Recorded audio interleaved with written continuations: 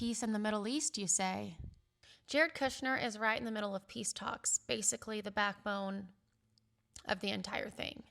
Now, I'm not saying he's the AC because I really don't know, obviously. But if we're being real, he's definitely a candidate, or at the very least, someone we should keep our eye on.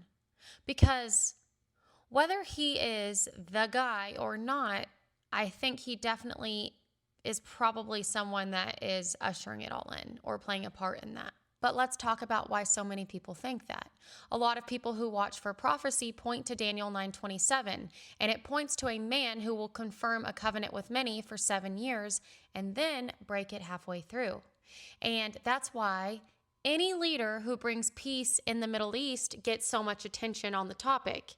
And since Jared Kushner was the architect of the Abraham Accords and is now reportedly involved again in the new peace framework for Israel and Gaza, people are seeing it as a prophetic pattern, a man bringing peace in the Middle East. To prophecy watchers, anyone who actually pulls that off gets instant suspicion as a possible AC figure. But here's where things get a little creepy. The name Kushner comes from Yiddish for furrier, but some point to Cush, a biblical region linked to Nimrod, the first world ruler. His first name, Jared, in Hebrew means descent, which some twist into descended one, or even fallen one. And then there's 666 Fifth Avenue. His family bought that building back in 2007 and literally paid extra for it. The literal numbers of the beast. Coincidence? Maybe. But in prophecy circles, 666, the address plus peace in the Middle East plus global influence, is basically the perfect system lining up. And you know they love their symbolism. The Bible says the AC rises not through war, but through peace. Kushner's not a president or a prime minister, but somehow he's connected in the talks of a huge peace deal, the biggest peace deal the world has ever seen in the Middle East.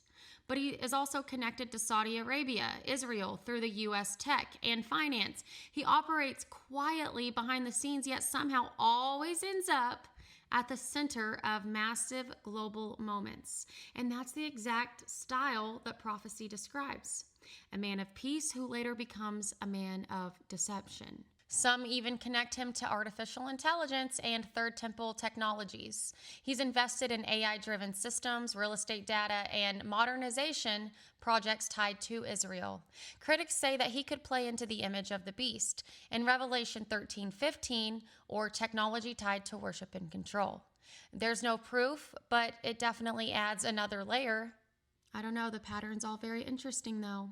A peace plan following massive chaos, the son-in-law connection to Trump, and Kushner stepping back into the global spotlight like a character making his second act comeback or something. And right place, right time, right symbolism.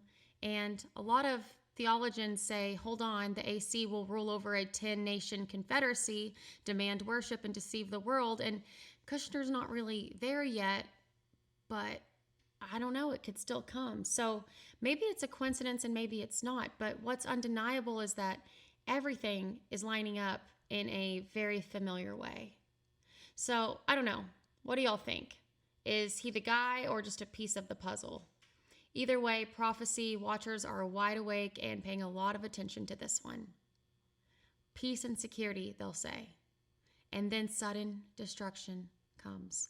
1 Thessalonians 5:3.